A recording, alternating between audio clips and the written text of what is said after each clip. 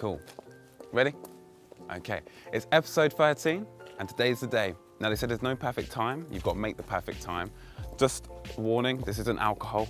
This is a ginger tea, because we've got to get those vocal cords ready. Now, I'm excited. I still have the same nerves that everyone else has when they go on stage, but it shows me that I care. So I'm ready. And if you're wondering why I'm not holding the cameras, because I've got the pro behind it today, Nick Barrett. So the next thing you'll see is me up on stage doing my thing. Wish me luck.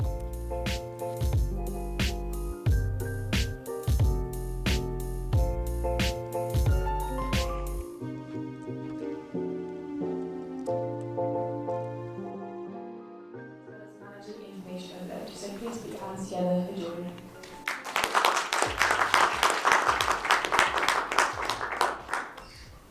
I'd like to introduce you to the person that changed my life. In primary school, I used to have a speech impediment.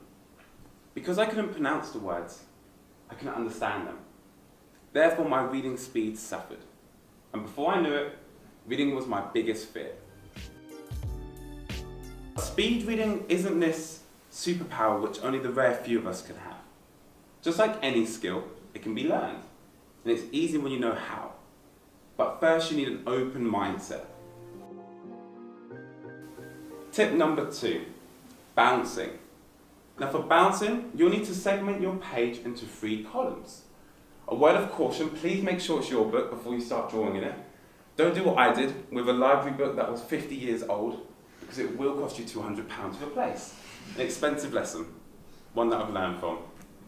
Now once you've made the 3 columns, you want to bounce your eyes in the middle word in the first column, over to the second one, and over to the third one, using your peripheral vision to read either words, either side.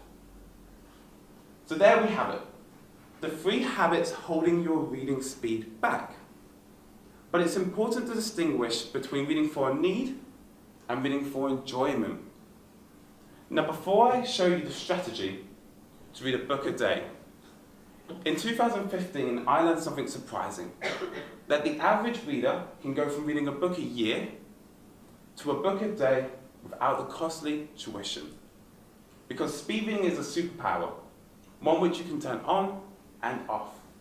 And I'll now show you how.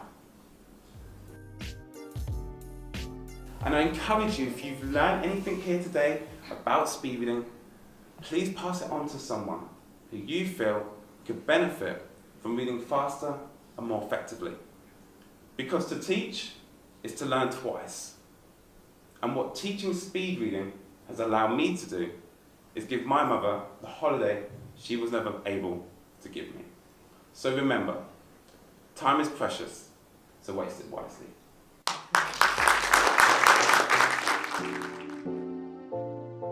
So we've just finished up with the TED Talk.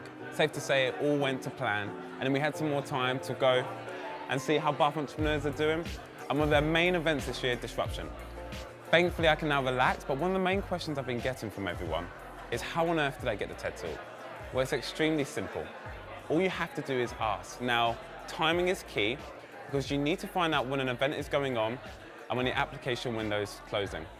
So if you live in London, type in TEDx London, click on their website. Usually June is the time when they run the main TED Talks. So right now is optimum.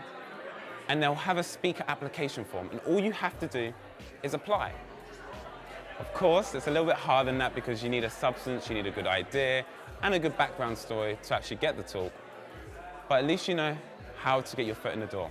And once you've got the foot in the door, you've got to get on stage. So I hope that's helped, guys.